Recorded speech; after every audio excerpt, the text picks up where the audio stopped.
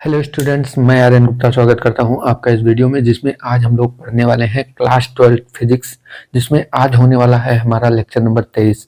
Last lecture में हम लोगों ने विवर्तन को पढ़ा था, विवर्तन के प्रकार को देखा था और एकल स्लिट द्वारा प्रकाश के विवर्तन की घटना का प्रैक्टिकली किया था। ठीक है, आज की इस क्लास में हम लोग उसकी गणितीय व्याख्या करने वाले हैं, यानी ज्यामितीय व्याख्या करने वाले हैं, जिसमें हमें निम्नस्थों की स्थिति और उच्चस्थों की स्थिति प्राप्त होती है। तो वीडियो बहुत ही इंपॉर्टेंट होने वाली है बच्चों, क्योंकि ये जो क्वेश्चन है आपकी बार बोर्ड परीक्षा के पॉइंट ऑफ व्यू से अगर देखा जाए तो बहुत ही इंपॉर्टेंट क्वेश्चन है आपके लिए। चाहे वो आपका यूपी बोर्ड हो या बिहार बोर्ड हो या राजस्थान बोर्ड हो, कोई भी बोर्ड हो, सबके लिए ये क्वेश्चन बहुत ही इंपॉर्टेंट है। तो आज के डेरिवेशन को देखने के बाद बच्चों, अगर आप लोग इसका पीडीएफ चाहते हैं तो पीडीएफ आपको हमारे टेलीग्राम चैनल पर मिल जाएगा। वहां पर क्लास का पीडीएफ, इसके साथ साथ जो डेरिवेशन का माना वगैरह रहता है वो भी आपको वहीं पर मिलेगा। तो चलिए शुरू करते हैं बिना देरी किए हुए आज की अपनी क्लास। जैसा कि हमने आपको लास्ट क्लास में, लास्ट फिजिक्स की क्लास में बताया था हमने लेक्चर नंबर 22 में, कि विवर्तन जो है, विवर्तन की घटना में हम क्या लेते हैं, एक बायोलॉजिकल स्लाइड लिए थे और बीच में एक लैंप रखे थे और यहाँ पर हमें विवर्तन पट्टी प्राप्त हो रही थी। ठीक है, पहले हमें एक श्वेत चौड़ी पट्टी प्राप्त हो रही थी, उसके आगे मतलब इधर भी और दोनों तरफ जो है कम चौड़ाई की डार्क पट्टी दिखाई दे रही थी। धीरे धीरे जैसे हम इधर बढ़ते हैं और उधर बढ़ते हैं, वैसे वैसे श्वेत पट्टी की चौड़ाई क्या होती जा रही थी, कम होती जा रही थी और डार्क पट्टी जो है, यानी काली पट्टी जो है, रंगीन पट्टी जो है, उसकी चौड़ाई बढ़ती जा रही थी। ठीक है ना। तो इसी कॉन्सेप्ट को हम लोग आज ज्यामितीय व्याख्या करेंगे यहाँ पर। तो इसके लिए हम क्या लेते हैं, हम मान लेते हैं यहाँ पर एक स्रोत है। ठीक है, ज्यामितीय व्याख्या है एकल स्लिट द्वारा, हम हेडिंग डाल देते हैं यहाँ पर, एकल स्लिट द्वारा, एकल स्लिट से, एकल स्लिट से प्रकाश का विवर्तन, प्रकाश का विवर्तन। ठीक, डिफ्रैक्शन बाय सिंगल स्लिट, प्रकाश का विवर्तन। ठीक है, और जो है इसमें हम आज इसकी करने वाले हैं ज्यामितीय व्याख्या, ज्यामितीय व्याख्या। लास्ट क्लास में हम लोगों ने इसका प्रैक्टिकली पढ़ लिया था। ठीक है, आज हम लोग करने वाले हैं गणितीय व्याख्या बोलिए या ज्यामितीय व्याख्या बोलिए। ठीक, तो इसके लिए हम यहाँ पर फिगर बनाते हैं। फिगर में हम मान लेते हैं कि यहाँ पर एक क्या है, प्रकाश स्रोत है। यहाँ पर एक क्या है, प्रकाश स्रोत है एस। ठीक, इसको हम नाम देते हैं, प्रकाश स्रोत को एस नाम देते हैं। ठीक है, अब चूंकि ये जो विवर्तन है फ्राउनहोफर विवर्तन है, तो इसलिए इससे थोड़ी दूरी पर हम क्या रखते हैं, एक पर्दा रखते हैं। या हम प्रकाश स्रोत है तो इससे प्रकाश जो है चारों ओर निकलेगा, इधर भी, इधर भी और इधर भी, तीन तरफ प्रकाश निकालते हैं। ठीक है, और फिर जो है यहाँ पर हम एक लगा देते हैं, एक लेंस लगा देते हैं। ठीक है, एक यहाँ पर उत्तल लेंस लगा देते हैं, मान लेते हैं एक उत्तल लेंस है यहाँ पर। ठीक, एक उत्तल लेंस लगा देते हैं यहाँ पर। अब जो है इसके आगे जो है यहाँ पर एक पर्दा रख देते हैं, स्लिट, सिंगल स्लिट वाला, जिसमें एक ही झिर्री है। ठीक है, यहाँ पर हम एक पर्दा रख देते हैं। इनके बीच की ये जो दूरी है इसको हम डी मान लेते हैं। पहले यहाँ देखते हैं, अब यहाँ से जब प्रकाश जाएगा तो प्रकाश जो है ऐसे सीधा जाएगा, क्योंकि ये फ्राउनहोफर विवर्तन है, इसमें लेंस का उपयोग करते हैं। तो प्रकाश यहाँ से गया, ऐसे सीधा ये प्रकाश यहाँ से जाएगा। ठीक है, और ये वाला प्रकाश ऐसे यहाँ से जाएगा। ठीक, अब चूंकि ये लेंस है, लेंस प्रकाश को क्या करेगा, ऐसे मोड़ देगा इसको, तो ये इधर से ऐसे जाएगा। ठीक है, और ये वाला सीधे ऐसे यहाँ से ऐसे चला जाएगा यहाँ पर, और ये वाला भी ऐसे सीधा ऐसे जाएगा। इसको थोड़ा और बड़ा कर देते हैं हम। ठीक है, ये प्रकाश जो है यहाँ से ऐसे सीधा ऐसे जाएगा। ठीक है, अब जो है यहाँ से किनारों से क्या होगा, क्योंकि यहाँ माध्यम के कई छोटे छोटे कण हैं। ठीक है, माध्यम के कई छोटे छोटे कण हैं, तो जब प्रकाश यहाँ पर आकर पड़ेगा तो हाइगेंस के द्वितीयक तरंगिकाओं के सिद्धांत के आधार पर जो ये माध्यम के छोटे छोटे कण हैं, ये किसका कार्य करेंगे, नए स्रोत का कार्य करेंगे। ठीक है, ये जो माध्यम के छोटे छोटे कण हैं ये नए स्रोत का कार्य करेंगे और यहाँ से क्या निकलेंगे, द्वितीयक तरंगिकाएं निकलेंगी, और द्वितीयक तरंगिकाएं भी उसी चाल से आगे बढ़ेंगे जिस चाल से प्रकाश की तरंगें आई थी। ठीक है ना। तो यहाँ पर हम रख लेते हैं पर्दा। एक पर्दा हम मान लेते हैं यहाँ पर है, ठीक है, एक पर्दा यहाँ पर रख लेते हैं। अब जो है ये वाली जो है सीधे तो पहले यहाँ पर जाकर पड़ेगी, ये सीधे यहाँ पर जाकर पड़ रही है, और यहाँ से भी एक प्रकाश की किरण ऐसे आकर यहाँ जाएगी, ठीक। तो यहाँ पे जो निर्माण होता है ये केंद्रीय दीप्त फ्रेंज का होता है, जैसा कि हमने आपको व्युत्करण में बताया था।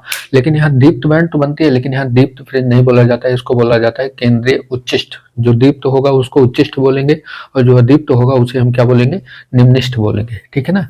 हम यहाँ बोलते हैं ब्राइट, केंद्रीय ब्राइट है, ये सेंट्रल ब्राइट है, लेकिन इसको क्या बोलेंगे, केंद्रीय उच्चिष्ट। यहाँ पर किसका निर्माण होता है, केंद्रीय उच्चिष्ट का निर्माण होता है, ठीक, केंद्रीय उच्चिष्ट का निर्माण होता है। केंद्रीय उच्चिष्ट का निर्माण कब हुआ, अब देखिए यहां से जो इसको हम मान लेते हैं ए पार्ट, ए बिंदु मान लेते हैं, और इसको मान लेते हैं बी बिंदु, ठीक।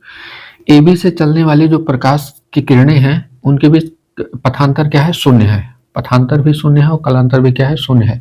तो यहाँ पर जो है केंद्रीय उच्चिष्ट का निर्माण होता है, ठीक है ना। अब जो है यहां से क्योंकि प्रकाश की किरणें चारों ओर भी जाएंगी, इधर भी जाएंगी, इधर भी जाएंगी, नीचे ऊपर, ठीक है ना। तो यहाँ से प्रकाश की किरणें एक ऐसे जाती है, हम मान लेते हैं यहाँ से तरंगे इस दिशा में ऐसे जाकर पर्दे के बिंदु P पर आपतित होते हैं, हम मान लेते हैं यहाँ पर P बिंदु पर, ठीक है। और सेम उसी समय यहाँ से बिंदु एक तरंगिकाएं निकलती हैं और जाकर P बिंदु पर आपतित होती है ऐसे, ठीक है, P बिंदु पर आपतित होती है ये, ठीक। और जो है हम मान लेते हैं ये पॉइंट क्या है, इस पॉइंट को हम O नाम दे देते हैं, इसको हम नाम दे देते हैं M, ठीक है। इसको हम क्या नाम देते हैं, इस वाले पॉइंट को जो बीच का पॉइंट है इसको हम क्या नाम देते हैं, M नाम दे देते हैं। अब जो है यहाँ पर देखिए एक प्रकाश की किरण यहाँ से भी जाएगी इधर बीच में, हम मान लेते हैं ये ऐसे जा रही है, ठीक है, ठीक। अब उसके बाद यहाँ से ए बी से जाने वाली तरंगों का पथांतर क्या है, लैम्डा है।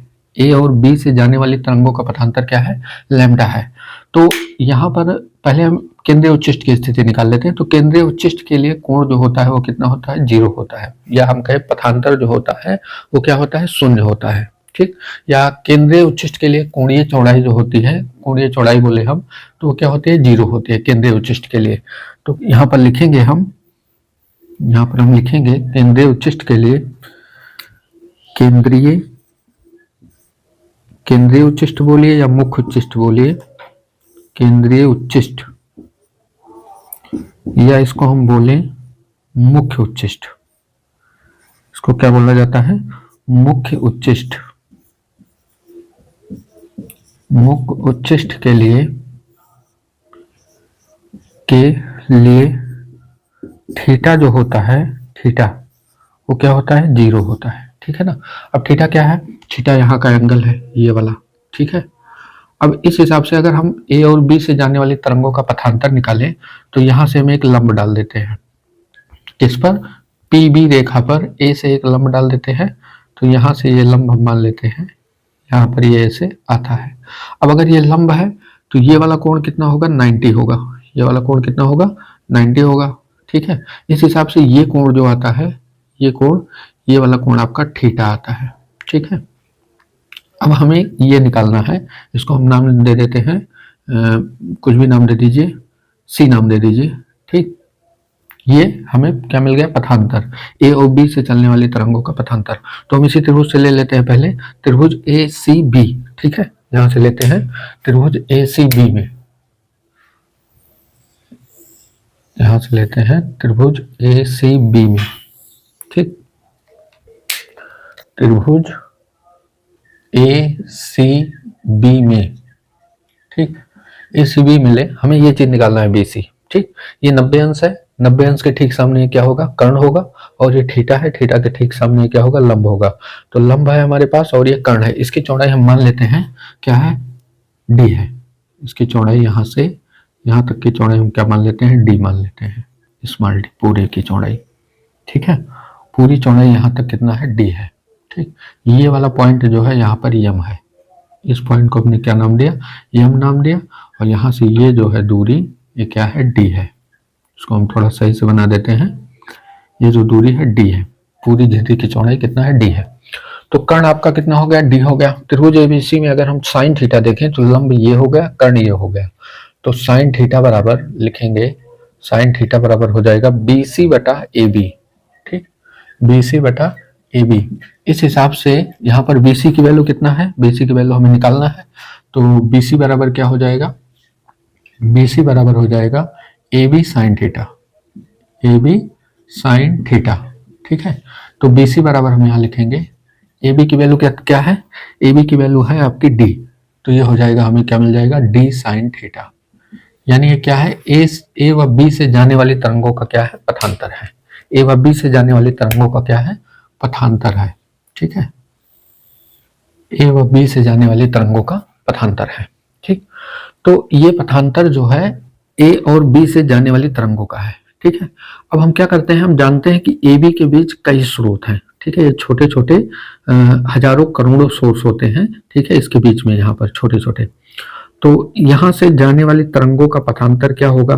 ठीक है, किन्हीं दो स्रोत के बीच की अगर देखा जाए तो हम इसको क्यों कॉन्सेप्ट ले रहे हैं, यहाँ से निकालते हैं अब निम्निष्ठ की स्थिति। ठीक है ना, तो निम्निष्ठ की स्थिति के लिए, निम्निष्ठों के लिए यहाँ देखेंगे, प्रथम निम्निष्ठ के लिए, या हम कहें निम्निष्ठ के लिए, सीधे हेडिंग डालिए, निम्निष्ठ के लिए।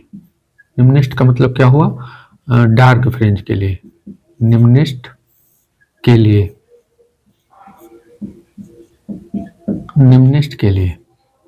तो निम्निष्ठ के लिए आपको एक कॉन्सेप्ट बताते हैं बच्चों, बहुत ध्यान से सुनिएगा।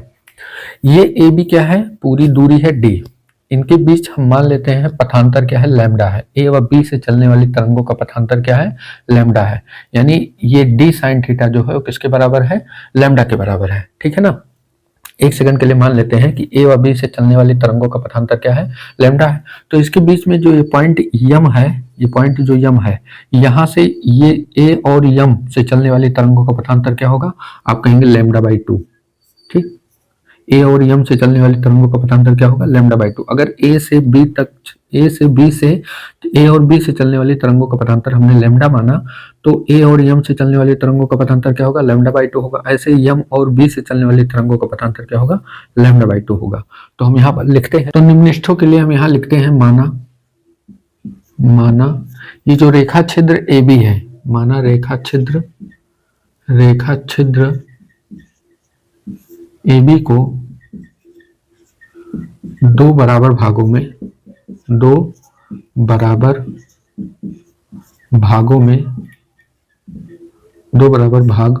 भागों कौन कौन से हैं, एम व एम बी में बांटा गया। ठीक, बांटा गया है। हम मान लेते हैं कि माना रेखा छिद्र ए बी को दो बराबर भागों में बांटा गया है। अब चूंकि ए और बी से निकलने वाली तरंगों का पथांतर क्या था, डी साइन थीटा। ठीक है, और बाकी हमने क्या माना, लैम्डा माना है। तो हिसाब से अगर यहाँ से तरंगों का पथांतर माने, चूंकि यहाँ पर लिखेंगे ए व बी से जाने वाली तरंगों का पथांतर,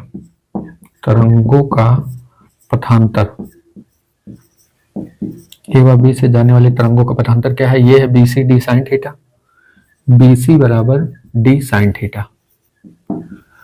लेकिन ये पथांतर हमने क्या माना है, हम मान लेते हैं बी सी बराबर, माना बी सी बराबर क्या है, लैम्डा है। ठीक, इन दोनों तरंगों, ए और बी से जाने वाली तरंगों का पथांतर हमने क्या मान लिया, लैम्डा मान लिया। ठीक, ये केवल माना गया है। तो यहाँ पर हो जाएगा लैम्डा बराबर डी साइन थीटा। लेकिन ये डी साइन थीटा किसके कारण है, ए और बी से जाने वाली तरंगों के कारण है। लेकिन हमने इसको दो बराबर में भागों में बांट दिया, तो ए एम से जाने वाली तरंगों का पथांतर क्या होगा, अतः ए एम से जाने वाली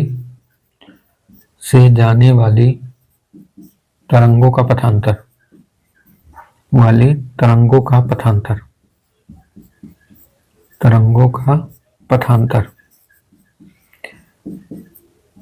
एम से जाने वाली तरंगों का पथांतर। तो पथांतर क्या हो जाएगा इसके लिए, जैसे यहाँ पर लैम्डा है तो पथांतर क्या हो जाएगा, लैम्डा बाई 2 हो जाएगा। वैसे ये जो है ये हमने क्या लिखा है, पथांतर लिखा है, बाकी ये दूरी जो होगी क्या होगी, d/2 हो जाएगी। यहाँ से इसको लैम्डा हम हटा देते हैं, ये जो दूरी है d/2 है, वैसे यहाँ से ये भी दूरी क्या है, d/2 है। ठीक है, आधी दूरी होगी तो पथांतर भी क्या, पूरे से पथांतर कितना है, लैम्डा है, तो आधे से पथांतर क्या होगा, λ/2 हो जाएगा। तो वही हम लिखेंगे, अतः एम से जाने वाली तरंगों का पथांतर, यहाँ पर एक लाइन खींचते हैं, इसके बाद यहाँ पर लिखते हैं जाने वाले पथांतर क्या होगा, इस फार्मूले के हिसाब से यहाँ पर क्या हो जाएगा, λ/2 और बराबर एम की दूरी कितना है, d/2, तो d/2 sin थीटा हो जाएगा। ठीक है, d/2 sin थीटा हो जाएगा। ठीक है ना, इतना समझ में आया, d/2 sin थीटा हो जाएगा। इसी हिसाब से अगर हम ये इसके ये पहला सोर्स हम मान लेते हैं और ये हो गया दूसरा सोर्स। ठीक है, दो बिंदुओं से, ऐसे हम यहाँ पर दूसरा बिंदु ले लें या दूसरी स्थिति निकालें, तो ये दूसरा बिंदु इधर का और इधर का ये दूसरा बिंदु।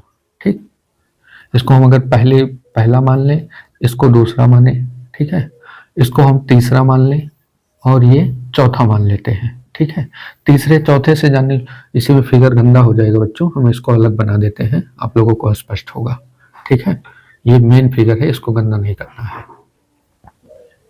ये हम यहाँ पर बना देते हैं, जैसे देखिए ये आपका सोर्स है, बहुत बड़ा सोर्स है, इसके बीच जो है कई सारे छोटे छोटे पॉइंट्स हैं। ठीक है, और हम मान लेते हैं ये बीच का पॉइंट है, तो हम ये पहला बिंदु मानते हैं और ये होगा आपका दूसरा बिंदु। ठीक, फिर अगर इसको हम तीसरा लेते हैं तो ये वाला होगा चौथा। ठीक, ऐसे ये पांचवा और ये छठवां। ठीक है ना, ऐसे, तो यहाँ से और यहाँ से जाने वाली तरंगों का पथांतर कितना है, λ/2 है, क्योंकि यहाँ से और यहाँ से जाने वाली तरंगों का पूरा पथांतर क्या है, लैम्डा है। पूरा पथांतर क्या है, लैम्डा है, हमने मान रखा है पूरा पथांतर क्या है, लैम्डा है। तो आधे भाग से जाने वाले तरंगों का पथांतर क्या होगा, λ/2। ऐसे यहाँ से ये वाली और ये वाली का देखा जाए, तीसरी और चौथी का देखा जाए, पहले और दूसरे के बीच पथांतर λ/2, ऐसे तीसरी और चौथे के बीच पथांतर क्या होगा, λ/2। ऐसे पांचवें और छठवें के बीच पथांतर क्या होगा, λ/2 होगा। तो इसको हम लोग निकालते हैं, यहाँ पर आगे लिखेंगे, यहाँ लिखेंगे प्रथम निम्निष्ठ की स्थिति, प्रथम निम्निष्ठ के लिए, प्रथम निम्निष्ठ के लिए ठीक, प्रथम निम्निष्ठ के लिए 2 से 2 कटेगा, तो लैम्डा बराबर क्या होगा, d sin थीटा। ठीक, ऐसे हम द्वितीय निम्निष्ठ के लिए निकालते हैं, द्वितीय निम्निष्ठ के लिए, द्वितीय निम्निष्ठ के लिए, द्वितीय निम्निष्ठ के लिए, द्वितीय निम्निष्ठ के लिए निकालेंगे तो अब जो है दूसरा निम्निष्ठ 4 भागों में डिवाइड हो जाएगा। ठीक है, जब पहला निम्निष्ठ निकाल रहे थे तो हमने लैम्डा को 2 भागों में डिवाइड किया था, अब दूसरा निम्निष्ठ जब निकालेंगे तो 4 भागों में डिवाइड हो जाएगा। तो यहाँ हो जाएगा λ/4 बराबर में, इसको हम 4 भाग में डिवाइड करेंगे तो ये d/4 हो जाएगा, d/4 सॉरी ये d/2 ही रहेगा, λ/2 ही रहेगा पथांतर, चूंकि दूसरी और चौथी से जाने वाली तरंगों का पथांतर क्या होगा, λ/2 है तो आधा ही ना, तो बाकी ये d/4 हो जाएगा, यहाँ हो जाएगा sin थीटा। ठीक, इस हिसाब से यहाँ से कितना आ जाएगा, लैम्डा बराबर आ जाएगा ये 2d/4 sin थीटा और 2 2 जा 4 हो जाएगा, यानी लैम्डा बराबर हमें मिलेगा d/2 sin थीटा। ठीक, या d/2 sin थीटा इसको लिखें, या हम लिखेंगे दूसरी के लिए 2 लैम्डा हो जाएगा, 2 लैम्डा d sin थीटा। ठीक है, ये हो जाएगा समीकरण नंबर, इसको मान लीजिए समीकरण नंबर 1 और इसको मान लीजिए समीकरण नंबर 2। ठीक है ना, ऐसे तीसरी निम्निष्ठ निकालेंगे, तृतीय निम्निष्ठ के लिए, तृतीय निम्निष्ठ के लिए, तृतीय निम्निष्ठ के लिए, तो तीसरी निम्निष्ठ के लिए पथांतर तो वही λ/2 होगा, लेकिन तीसरी निम्निष्ठ कैसे होगी, d/3 भागों में अगर इसको डिवाइड करेंगे तो d/6 हो जाएगा sin थीटा। ठीक है, इस हिसाब से यहाँ अगर काट दें 2 3 6 और d sin थीटा किसके बराबर होगा, d sin थीटा जो बराबर होगा वो 3 लैम्डा के बराबर होगा। ठीक, यानी यहाँ से देख रहे हैं कि प्रथम निम्निष्ठ लैम्डा, द्वितीय निम्निष्ठ 2 लैम्डा, तृतीय निम्निष्ठ 3 लैम्डा। अतः n वें निम्निष्ठ के लिए यहाँ पर लिखेंगे, अतः n वें निम्निष्ठ के लिए, n वें निम्निष्ठ के लिए फार्मूला जो हमें मिलेगा, निम्निष्ठ के लिए फार्मूला जो मिलेगा वो क्या मिलेगा, डी साइन थीटा जो होगा वो बराबर होगा प्लस माइनस एन लैम्डा के, जहां एन जो है यहां लिख लेंगे, जहां एन बराबर 1 2 3 डॉट डॉट, ठीक है, ये हो जाएगा। ठीक है, ये निम्निष्ठों की स्थिति के लिए फार्मूला है, डी साइन थीटा बराबर प्लस माइनस एन लैम्डा। यानी यहाँ पर अगर ये पथांतर हम लेते हैं तो हमें कैसी फ्रिंज मिलेगी, अदीप्त फ्रिंज मिलेगी, या हम कहें निम्निष्ठ मिलेगी, या हम कहें काली पट्टी हमें मिलेगी। कैसी पट्टी मिलेगी, काली पट्टी मिलेगी। ठीक, तो जैसा कि हमने व्युत्करण में देखा था कि जब पथांतर एन लैम्डा होता था तो वहां पर हमें क्या मिलता था, दीप्त फ्रिंज मिलता था। तो यहाँ पर जस्ट उसका क्या है, उल्टा है। ठीक है, विवर्तन में व्युत्करण का क्या है, उल्टा है। जब पथांतर एन लैम्डा होता है तो हमें कौन सी फ्रिंज मिलती है, डार्क फ्रिंज मिलती है। ठीक है ना, ब्राइट फ्रिंज नहीं मिलती है। आप लोग इसको स्क्रीनशॉट लीजिए, इसके बाद हम लोग आगे देखते हैं। बच्चों ये इतना ऊपर आपको दिखाई नहीं दे रहा था, थोड़ा सा कट गया था, लेकिन अब आपको फ्रेम में पूरा दिखाई दे रहा होगा। अब आप लोग इसका स्क्रीनशॉट ले लीजिए।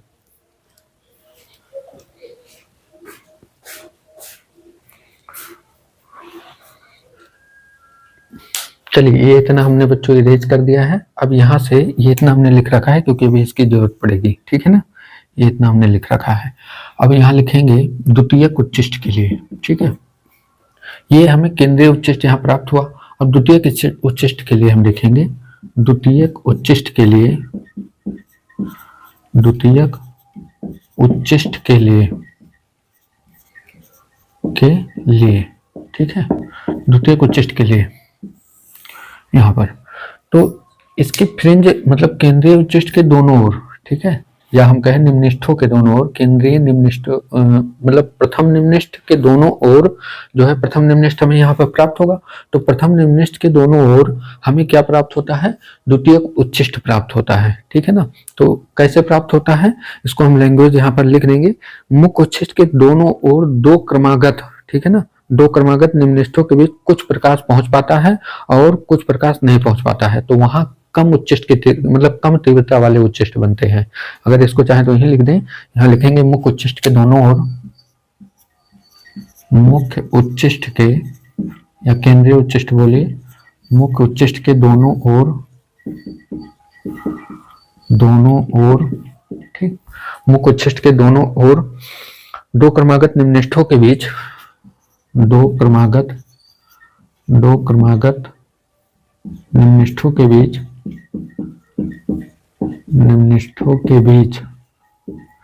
बीच कम तीव्रता वाले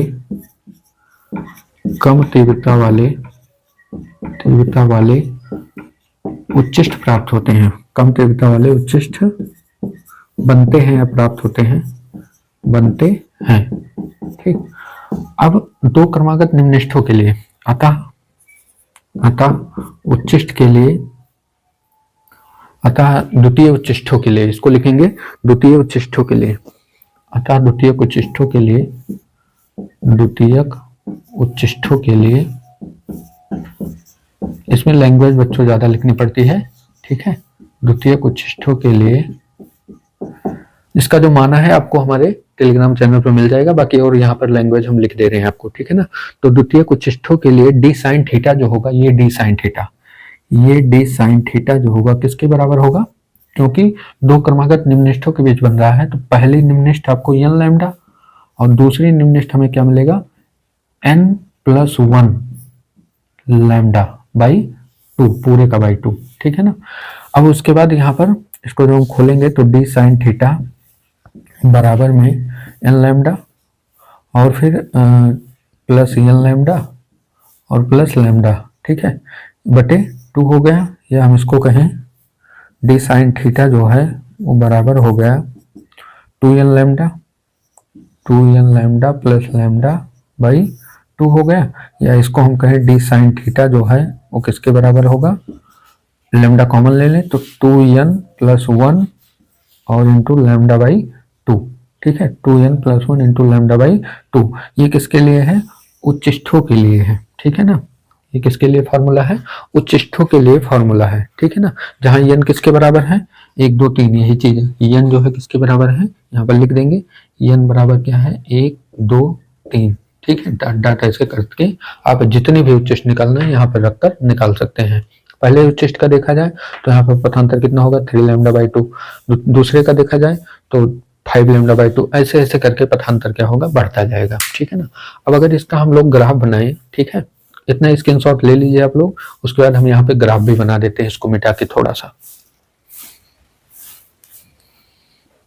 चलिए यहाँ देखिए ग्राफ हम बनाते हैं। तो ग्राफ जो बनेगा कैसे बनेगा, ये आपका है मुख्य उच्चिष्ट, तो यहाँ पर जो है मुख्य उच्चिष्ट पहले हम बनाते हैं। यहाँ पर पहले बनेगा मुख्य उच्चिष्ट दोनों ओर, ठीक है। पहले यहाँ पर ये ऐसे और ये ऐसे, क्योंकि यहाँ पर इंटेंसिटी क्या है, ज्यादा है, केंद्रीय उच्चिष्ट जहाँ बन रहा है। अब इसके दोनों ओर कम चौड़ाई के उच्चिष्ट बनेंगे ऐसे, ठीक है। ये ऐसे ऐसे ऐसे चौड़ाई धीरे धीरे क्या होगी, घटती जाएगी, इधर भी और इधर भी, ऐसे धीरे धीरे चौड़ाई क्या होगी, ऐसे घटती जाएगी। क्योंकि जैसे जैसे इधर बढ़ते जाते हैं दीप्त फ्रिंज की चौड़ाई, या हम कहें उच्चिष्टों की चौड़ाई घटती जाती है और निम्निष्ठों की चौड़ाई क्या हो जाती है, बढ़ती जाती है। यह है मुख्य उच्चिष्ट। ये जो है क्या है, मुख्य उच्चिष्ट। उच्चिष्ट, मुख्य उच्चिष्ट। ये है आपका प्रथम निम्निष्ठ, प्रथम निम्निष्ठ, ठीक। ये है आपका यहाँ पर ये माइनस लैम्डा बाई 2 होगा और ये प्लस लैम्डा बाई 2 होगा, क्योंकि निम्निष्ठ के लिए पथांतर जो होता है वो लैम्डा बाई 2, ये -2 लैम्डा बाई 2, ठीक है। जैसे यहाँ पर माइनस प्लस में 2 लैम्डा बाई 2, ठीक है ना। इसको आप लोग स्क्रीनशॉट ले लीजिए।